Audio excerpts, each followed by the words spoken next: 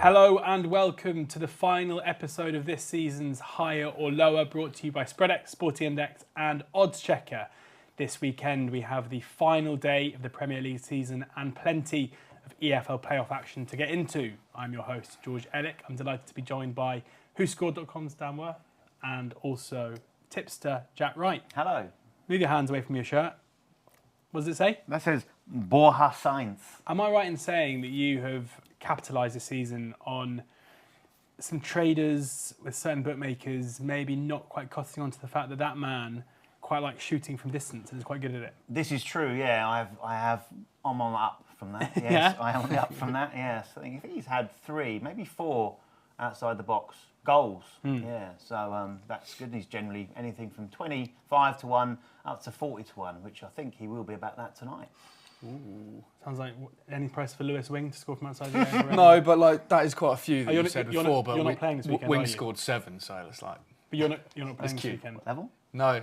So there won't be any prices for him to... Probably not. So like Borja Sainz, Brannigan...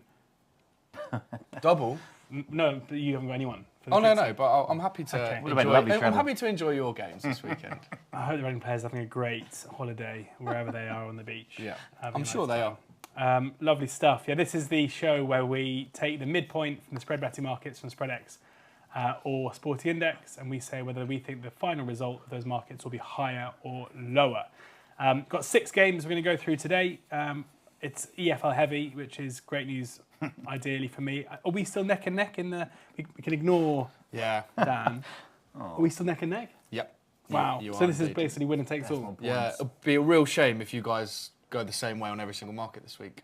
I don't think we will. No, I don't think we will either. Good. We're going to kick off with a game tonight. This is a higher or lower first, where we're recording this on Thursday morning. This will go out shortly after we finish recording. No pressure to the editors. And then the game tonight, Leeds hosting Norwich, 8 o'clock kickoff. The first leg of this was possibly the worst game ever. It's certainly in the top 1. Yeah, I think possibly one of the worst games of all time. So we'll see. It was 0-0. It's lovely weather though. It was. That made And it might not be Usually tonight, means though. goals. Might not be tonight. Fun in the sun. That was a snooze in the sun, I think. So 0-0, Leeds taking home advantage here with a 0-0 in the first leg. Total goals is the market, 2.55 to sell with Spreadex, 2.75 to buy. So the midpoint is 2.65. So lower is 0, 1 or 2 goals. Higher is 3 or more. 3, 2, 1. Very nice. It's weird, isn't it? I didn't know. I'm irrelevant this week. You've already said it. I didn't know that you knew that there could be under 3 goals in the game. No, no. Under 3 is Yeah. low, isn't it? But actually, I've got a quiz question for you. Last 10 years, Championship playoffs, first and second legs combined, what's the average amount of goals scored by the team that get to Wembley? 2.5. 1.75. Yeah, that's pretty close. 2.75. Thanks. So the winning team needs to score with them. To me. Ideally, could you tell me what the average amount of goals scored in the first leg is and what the average amount of goals scored in the second leg is? Mate, I'd imagine just half it and you get close. Half it? I don't think so. No, because my point is there are way more goals in second legs than first legs. Across, and that's not just playoffs, that's across all knockout ties, across any 2-legged tie. Second legs will always yield more goals for multiple reasons. Firstly, in first legs it's going to be more cagey. It's the same thing as how, if you look at any game and you look at the first half and second half goal line, which half to be more goals, the second half will always be a heavy favourite. And that's because games open up as they go on. And we're effectively at half time in this tie, and it's 0-0 as it stands. But not only is it more likely to open up as the game goes on, as you know, if one team goes ahead, then the other team has to take more risks and other things. But you've also got the big factor here in playoff games in particular, which is different to Champions League or Europa League or whatever else you've got, is that the better team, the heavy favourite, is at home, and that is a huge reason for there to be more goals. Like, you're always going to be more likely. If you look at Leeds' games this season, if you look at Southampton's games this season, the amount of goals they score at home, Ipswich, Leicester, compared to the amount of goals they score away, is infinitely more, and that means it's going to be a more open game. I think we can get bogged down as well in the fact that we've seen Norwich in particular have, their games in the last few weeks haven't been particularly goal heavy. I don't think it really matters. I think the end of the season was a bit of a damp squib, and then last game it was just a case of staying in the tie. Leeds they had a couple of games where they really struggled to score against Sunderland and Blackburn, and then we saw the 4-3 against Borough, the 4-0 against QPR. Even on final day, they hit 3 against Southampton. And this is a game where they can't rely on their defensive structure. They have to come and take the game to Norwich. And if they do that with the players they've got in Somerville and Ruter, I'm really, really strong on the fact that this won't look like it looked on Sunday. It'll be way more open.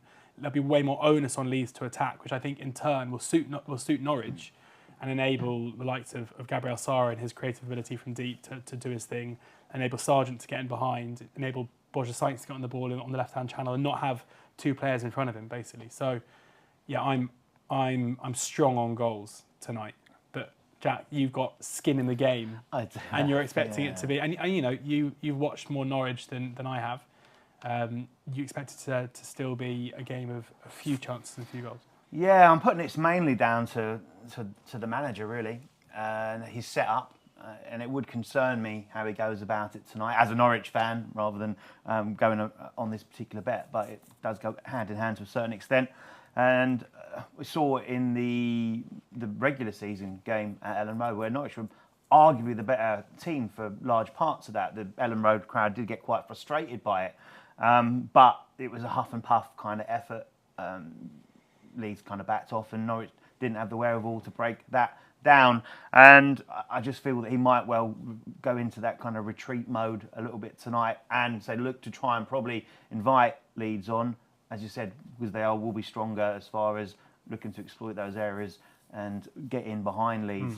I think that first game, we always talk about games and we want goals, we want to see attacking players come to the fore, and sometimes you just have to say that there's 2 parts to a game, isn't there? There is a defensive process that is coached and well drilled and so on. And I think they were generally defensively sound, both sides, last weekend. So again, a similar process tonight. I think the fullbacks had the measure of the wide players. Whether they can do that again tonight or not, but if they can do, and I think Giannoulis coming in does offer that more defensive security for Norwich. Stacey did counter Somerville well. And so Ruter is just off his game at the moment. So it'll be interesting to see if that switches around. Do you think he might drop into a 10, or do you think he'll still be that main focal point? It was really weird because we saw Daniel Farke really change their shape. It looks to me like Farke's he's chopping and changing week in, week out to try and find something. And they played this weird, it was kind of 4-3-3 out of possession. Then in possession, Gruyev kind of dropped in between the 2 centre-backs. And the wing-backs went wide. And it didn't really work. Like, I think at home, it's more likely we'll see them revert back to type, play the 4, play the 2 sitting in front, and play Ruter as a 10 with Peru in front, and then the 2 wide players would be my guess.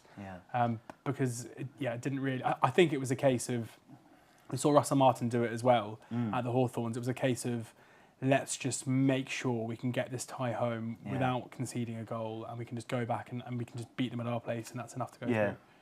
Part of the reason that I've gone for there is that he does seem to be a little bit sort of struggling and searching for that click of the final piece of the jigsaw. He should almost go back to the thing that made them unbeaten. You would think that would be a sensible thing to do, wouldn't you? But you know, who can I argue with the double championship winning manager? Of course. Did you find that was a trait of his at Norwich at all? Like, it felt like he kind of stuck to his guns for the most part. He did. That was the reason that the kind of detriment for him, the reason, the negativity around him was the fact that he was quite stubborn in his ways, that we play this way, we're going to do this way. Beautiful irony if Norwich end up getting through off the back of Daniel Farke chopping and changing. Yes. He learned his lesson there, didn't he? Dan, what can you add to the... Nothing. Okay. No, the only thing I wanted to say is that I've gone lower because I'm sort of thinking it's going to be low scoring, or even that makes total sense. I can say a draw, so 1 or 0-0. So I just was going to use this time to say Spreadex have loads of extra time markets, which I think are really fun to play on if you're thinking the same way as me. Shirt numbers midpoint at 4, goals midpoint of 0.25. I quite fancy Leeds to win 1-0 in extra time, so the goals is quite nice. So to clarify, you can bet on the extra time markets pre-game, and then if you get there, obviously the lines move miles up. Yeah, of course, which is nice, very good, a bit of fun. Yeah. Right, on to our next game, which is tomorrow night, and it is the second Championship semi-final, second leg between Southampton and West Brom. This game also finished 0-0 in the first leg. It was a little bit better, Marginally. marginally better. There was some like goal-mouth action, albeit mainly from set pieces. One or two quite good saves. One from Alex Palmer from a deflected Ross Stewart shot, which was, fine. But Southampton are the favourites at home here with spread X. 0.65 is the sell price. Sorry, is the midpoint. 0.55 the sell price. 0.75 the buy price. So this is the supremacy, the amount of goals that the favourite will beat the underdog by. So higher is Southampton win, lower is baggies or draw. 3, 2, 1. Oh, alone. You're alone. It's not good, but you're up for some Rusty Martin. yeah, I like Southampton's home form's pretty good. I know it's tough when you're speaking about. Is it? No. Is it good? It's good enough. They've lost compared to West Brom's away form. They've lost 5 home games this season, Saints. Pretty good. Yeah. Their goal difference this season at home is plus 26. Very good. Very good. However, they've lost, of the 5 games they've lost, 3 have been in their last 8. And those defeats have come against Hull, fair enough, Millwall, and Cardiff. I would say their home form is... Yeah, end of the season though. Yes. So. Well, isn't West Brom's away from the end of the season? Yeah. Stop, just be happy that you're against me. All right, fine. I think, West Brom, 1-2 in their last 12 on the road. Their away form is way worse than their home form. I think Southampton's form is good enough to get the win here. I think Southampton slightly edged the first leg, but as you've already mentioned, it wasn't exactly the best game ever. Shea Adams likely to be back. That could be a big factor for Russell Martin's side. I don't know. Only needing a 1-goal win here, I think Southampton have that in them. Just diverting slightly off the subject, going back to something we did say, I heard 2 very sage judges mention that the last time both the playoff first legs of the Championship ended 0-0 was 11 or 12 years Quite ago? recently, yeah. Yeah, more recently than I thought. Yeah. I don't know if you were able to complete this task. Right. Do you know what happened in the corresponding second legs for both those ties? If you gave me the date, do you know? No, I don't know. Okay, no. well, you keep talking then, I'll try and find out. Yeah, okay, I will. I'll talk slowly. How's the internet? This was a very tough call for me. I couldn't quite work it out because I did you've gone through the stats there, and I think if you just go on the basic stats of the season, you can split it into 2 really and be quite aggressively supportive of both sides, depending if you want to go with Southampton's overall stats and West Brom's overall stats, or pinpoint it to home and away form and turn of the year form, so 2024 form. So again, I looked at that game and I just felt that what are Southampton going to do in this leg? Are they going to change their shape? Obviously, he went to off-piste a little bit in the first leg. Will he go back to what his tried and tested is? If he does that, I think in the back of his mind he's thinking, well, I'm actually going to go into West Brom, play into West Brom's hands a little bit here.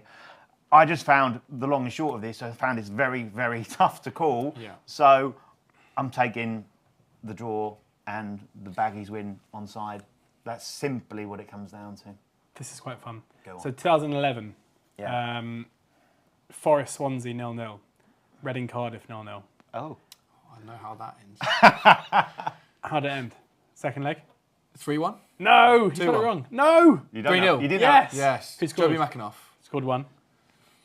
I'm going to guess Long. Yeah.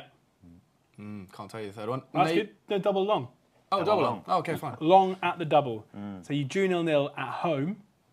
Yeah. And you went to Cardiff and beat them 3-0. Nice goal from McAnuff. And Swansea Forest, 0-0 in the first leg, 3-1 to Swansea in the second leg. That supports certain arguments. Can suggesting- we re-record, please? So, and then the final, Goals. 4-2. Goals. Yeah, goals. you were well beat. You must have been thrilled. There were Scott all them Sinclair. goals. This is my first ever time at Wembley. Scott Sinclair scored in the 21st and the 22nd minute. What did you do from kick-off? Yeah, it was Kizanishvili, I think, and Andy Griffin, bit of a disaster. And you were 3-0 down, got it back to 3-2. Yeah, and post a couple times as well, Jem Karajan, and... God, I really can't remember this. In fairness, this is the end of my first year at uni, so it's not a massive surprise. Yeah. Right, so I mean, I didn't really listen to anything you said there because of I was trying to find that out, but so I might repeat what you said. No. But I really fancy West Brom, and I fancy them in the first leg, and I fancy them to get through the tie. I kind of fancy them to win the playoffs. I just think Carlos Corberán is a bit of a genius when it comes to preparing for an opposition. And yeah, I mean, they weren't great in the first leg, but they did what they'd done in the previous two, where it was an aerial bombardment. They wanted to get the ball in the box wherever possible. They had 7 corners in the game. Saints had 9, but they were way more threatening from theirs. Yeah. And I, we saw Martin pay some respect to West Brom by saying, right, we know that how good you are in the air. We're going to play 3 centre backs, and by doing that, they were way less threatening in open play. Like they couldn't advance the ball into areas. Like Hull competes on the right hand side, who's normally so attacking. They couldn't get the ball into him in attacking areas. Russell Martin will do one of 2 things. Either he'll do that again, in which case I think they'll struggle again, or he'll think we're at home, like I think Farke will do. We'll go back to our own way of playing. If they do that, I think that really opens the opportunity for West Brom both to hurt them on the counter, but also to hurt them set pieces. I really fancy West Brom, so I'm very much on their side in this one. Like, it wouldn't be a surprise, obviously, if Saints do win this. They are the quality outfit over the course of the season. They've been better, but I just think this is a bit of a nightmare matchup for them. And similarly, I think if it is Leeds Baggies in the final, I think it's a bit of a nightmare matchup for Leeds again. Probably, I'd almost, as someone who's backed West Brom to get promoted, in a weird way, I'd be more nervous if it was Norwich, who are also happy to sit off and be like, you have the ball, they're fine with it. Do we have to do the next one? We can skip through it if you want. Saturday, 4:15 kickoff. What is that kickoff time? That's a ridiculous kickoff. Yeah. I'll be in my seat from 3:30. Bolton, Oxford in the League One playoff final. Wow. A big game for both sides. Bolton suffering a bit of a scare in the playoff second leg semi-final against Barnsley, beaten in the game, but winning the tie. Oxford went to Peterborough and put in a remarkable backs-to-the-wall performance and I was part of a very boisterous away end that day, as you guys remember from last week. Bolton, unsurprisingly, the favourites here. We're looking at the supremacy market. Obviously, Dan could have chosen total goal minutes. He could have chosen some sort of player market or something like that. Yeah, I could. But you're making me... Mark Harris player goal minutes is quite nice, quite low. Yeah, I love Sparky. But, yeah. I'll be looking at Brannigan, probably. Or I'm going to have a look at Brannigan's shots lines. Anyway, Bolton are the favourites for this, with spread X. 0.55 is the midpoint. Higher is a Bolton victory. This is 90 minutes only, of course. Lower is a draw or an Oxford win in 90. 3, 2, 1. Jack, that is a bit of a surprise. That's not. I'm glad to see it. Judge, what did you do? Same as you. Reading.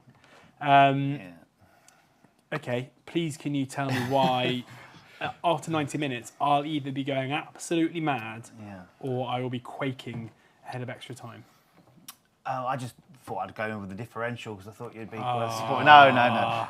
Look, do you know what? I've read into this a lot, of course, during the course of the week, listened to a lot, watched a lot as well, and it seems to be Oxford have been pretty much written off across the board, and I think that's really disrespectful because, over the course of the season, I would suggest that Bolton have been, well, obviously their league position would say that they have been the more consistent side, and they have been generally consistent across it.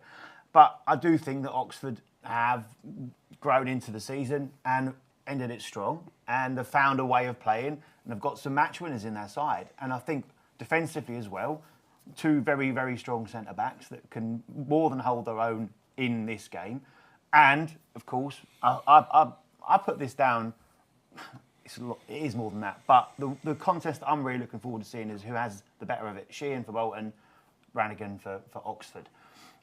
And I think there'll be a plan in place to look to try and nullify Sheehan and how he dictates the game and play to Oxford's strengths for it as well. And the Bolton result against Barnsley, again, I've heard it pretty much consistently that it's sort of been written off a little bit as if to go... Written off. Yeah.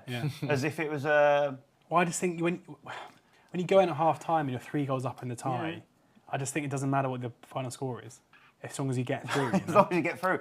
I understand it to a certain extent, but when the last goal was scored, there was still a long chunk of time to play, and I thought, that's not the plan, is it? The plan isn't to go, well, we'll give them 20, 25 minutes to get, take us to extra time or even more. And I thought that just plays into it a little bit. And I thought, do you know what?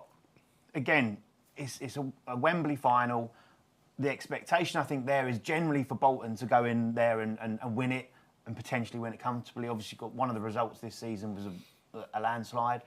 And I just have that feeling, and not all of it is going to be stat-based. Sometimes it's a gut feeling and how a game can go about it and the build-up to it, and that Oxford are going into it. It's not a free hit, is it? It's not a free swing. It's a massive game for them. But I just feel that the expectations on Bolton... I think to an extent it's a free hit, where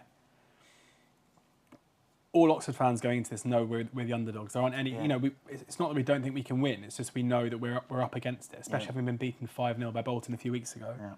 But we played Wickham in the playoff final 2020, COVID season, in an empty stadium. And I think we were like 2-1 to qualify.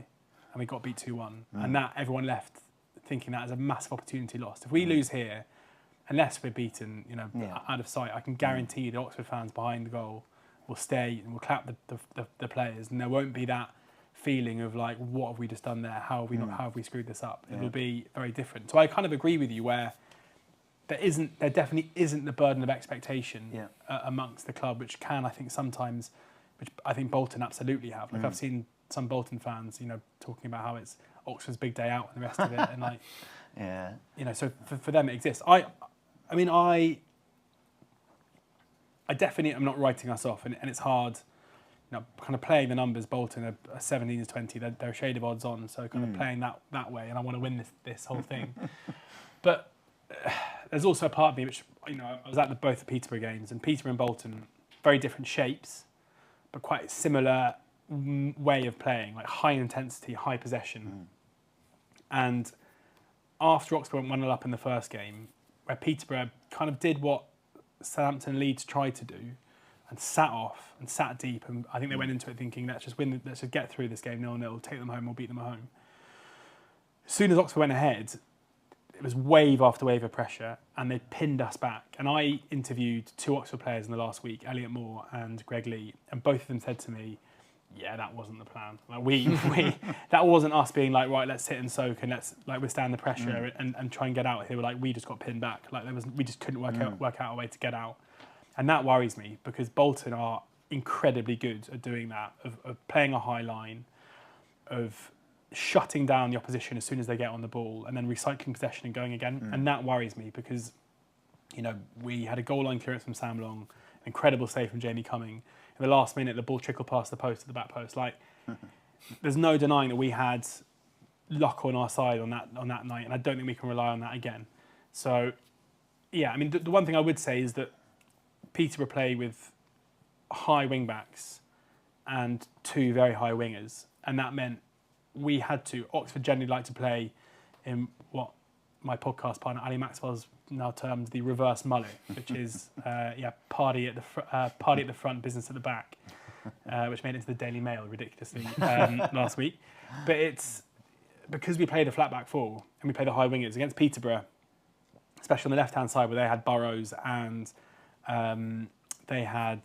Mason Clark, and then Owen Dale, who normally plays high and is an outball, had to come in, and all of our attacking threat got lost. The difference is with Bolton is they played 2 really attacking wide players, and Randall Williams and Josh Dakers-Cogley, but it's just the 2 of them. Like, both the strikers pull wide, but that should enable Josh Murphy and Owen Dale on that big Wembley pitch to play high and be a massive outball. So that is the one thing that I'm hopeful of. But I think on the balance of everything, and at least when my head goes in my hands, when we concede the 3rd goal after half an hour and we're 3-0 down, I can think, well, at least I probably won higher. That makes me so happy that I put it in here for you then as something to... Massive consolation. Yeah, massive consolation for you. I've also got Bolton promotion for a few quid from earlier in the season. So, nice. So I'm doing okay. Yeah, that's fine then. So, like, win for you. Yeah, that's fine. All good. I don't really have anything to add because, you've covered it all extensively. Yeah, you nailed it. Like, I've got, I think it's 3 games in a row against Bolton that Oxford have failed to score in. That's got to be a little bit of a concern. But as we've kind of discussed in all of the playoff games so far, like, the season just gone kind of irrelevant, especially in the final, because it's just 90 minutes or whatever, could be plus. And I do think that you mentioned about Bolton being favourites and what that means. Like, I genuinely think, had it been me, as much as I wish it was me and not you two. Next season, mate. Maybe next season. I'd much prefer to be the underdog in that and going into it like, we're going to have to play out of our skin to get a result here, rather than being like, oh, we should win. Because, that's not a good place to be, I don't think. But yeah, I just think Bolton edge it. And again, same with the last time. To only need to win the game for this to be a winner. To only need to win the game? I'm happy with that. Pathetic. But I agree. Go on, Yellows. Arsenal against Everton. With Sporting Index, looking at total goal minutes here. Obviously, the total goal minutes lines are high because it is final day, fun in the grey. Yeah. I don't think it's going to be that sunny. No. Arsenal versus Everton. Arsenal obviously hoping that they can beat Everton and that City slip up against West Ham. Heung-min Son obviously had that chance to make himself an Arsenal hero and didn't. But the total goal minutes line here is 185.5. That's 178 to sell, 193 to buy. We're going higher or lower. 3, 2, 1. You've done all of it. Last day, fun, goals, late goals, and loads of goals. Ooh. Cool. I've actually changed my mind on this like 4 times because I just. Well, just now. Yeah, no, that's why I've been typing away.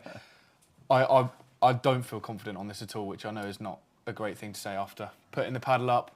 I think Arsenal win quite easily here. Like, I don't see any reason why Everton are going to be busting a gut to, like, if they go 1 or 2 down, to get on the score sheet, which kind of probably backs up you two, to be honest. Cheers. I just, I'm really not confident on this at all. And in fact, I've even realised that half of my notes on here are backing lower. Cool. So it's probably best I just shut up. Higher because I love goals, but probably listen to these guys if you are playing this market. Yeah, I just think, even though there will definitely be some games on Sunday that are going to go mad, I don't think it'll be this one. I think Arsenal will get the job done fairly comfortably. I think they will know what's going on at City, and I don't think whatever goes on there is going to affect this in a massive way because, they're going to know that either they're going to do it if they're ahead, or they're not going to do it. I don't really see why a team, Arsenal, with an amazing defensive unit will suddenly fall apart if they realise they're not going to win the league, which is the most likely thing. Everton, I think I saw a stat that if you basically bet every team over goals, Everton are like the ones where you wouldn't be winning this season. Yeah. Sean Dyche, we know, is someone whose teams don't necessarily have loads of goals in their games. I think they'll struggle to hurt Arsenal, but I imagine they'll probably keep it pretty tight. 185.5 is an incredibly high line. It's probably 20 points higher than it would be if it was a normal Saturday. And I don't think the game state here is going to... I don't think Everton are going to suddenly turn into a team that play liquid football and have a high goal line. So I'm going lower. Yeah, pretty much for all those reasons. I've got one other thing in it, which is a show catchphrase to come on to. But yeah, we've got the best defence in the league here against the 4th best defence in the league. I think how good Everton have been defensively this season has been generally overlooked. But other than, say, the top 3, they're well up there. It was 1-0 in the reverse fixture, if that means anything. Everton have only scored 17 goals on the road, so it went up against the best defence in the league. The chances of Everton contributing to this line is very low.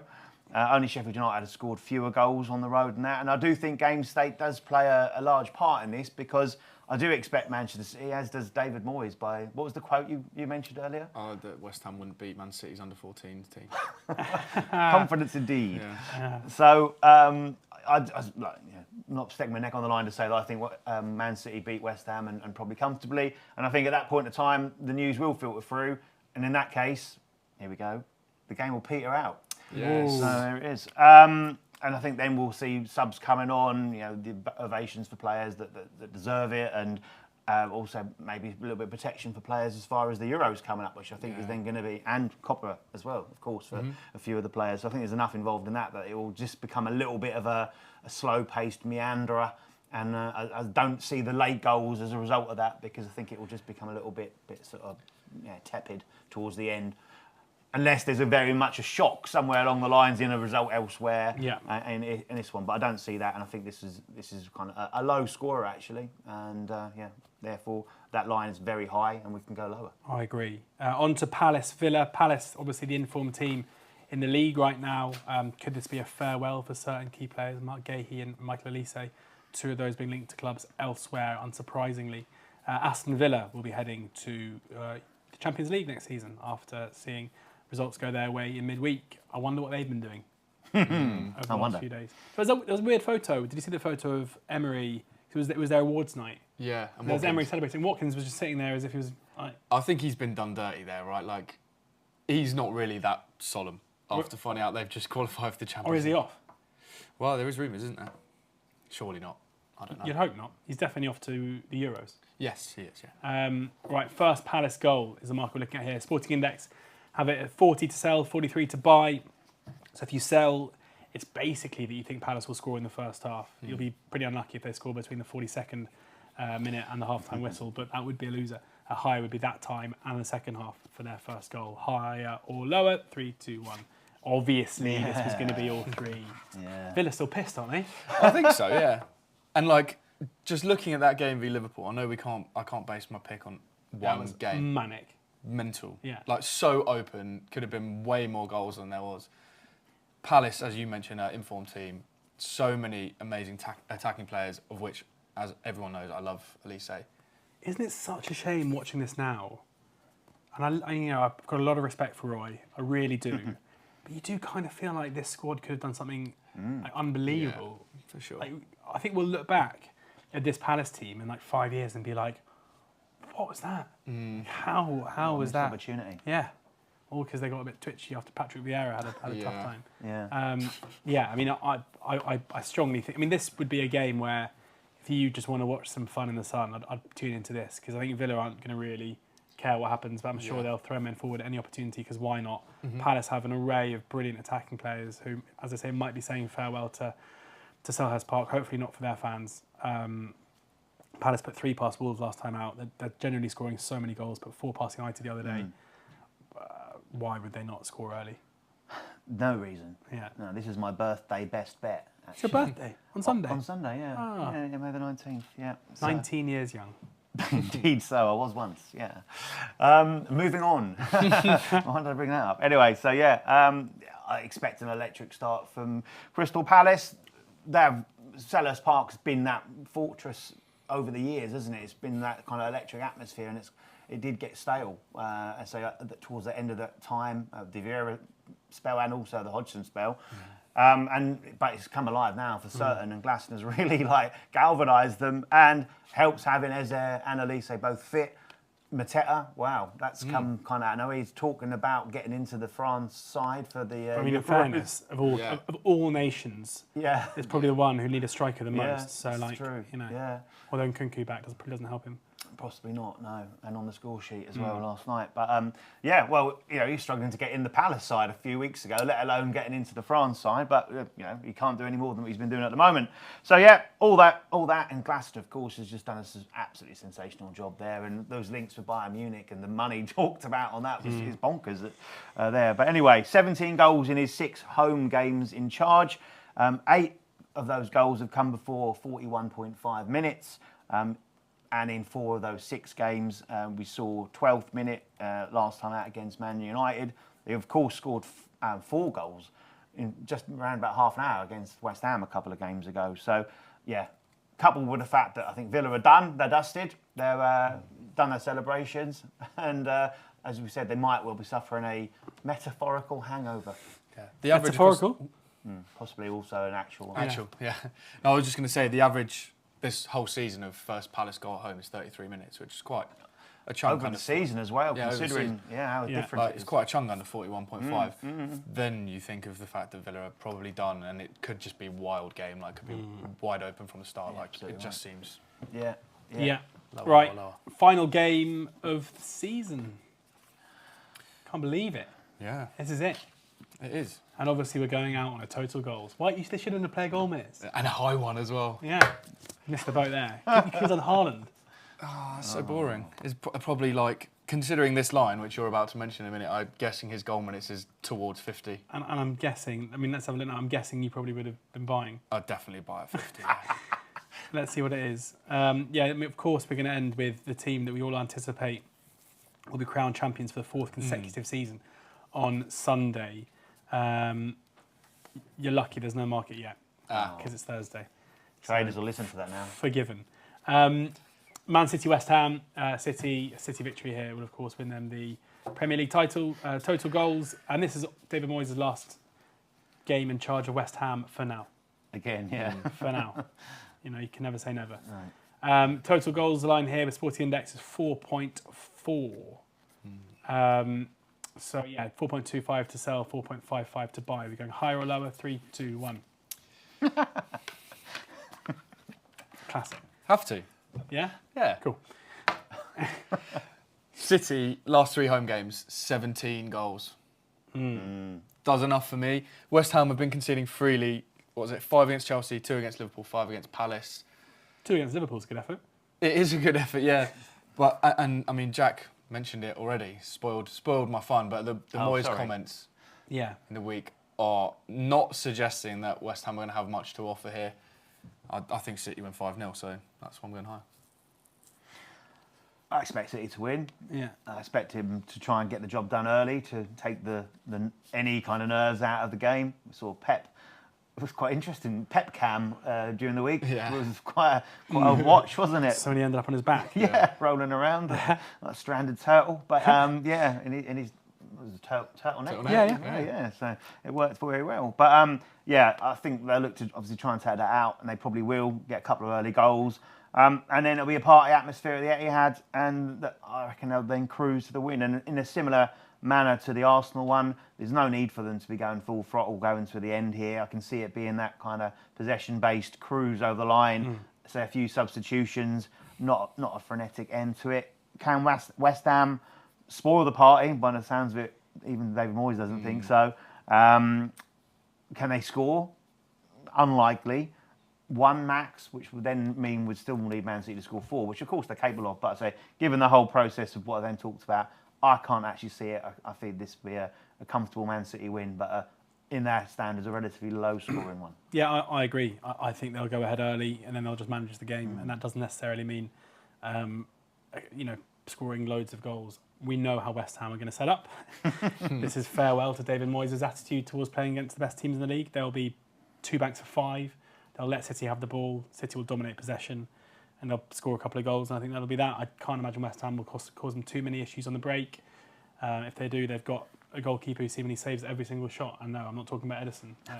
Midweek. So, yeah, I think City will win this fairly comfortably. But having 1-0, 2-0, 3-0, and 4-0 onside, and even kind of the 3-1, the 2-1, if West Ham do get something out of it, is the way I want to play this. There you go.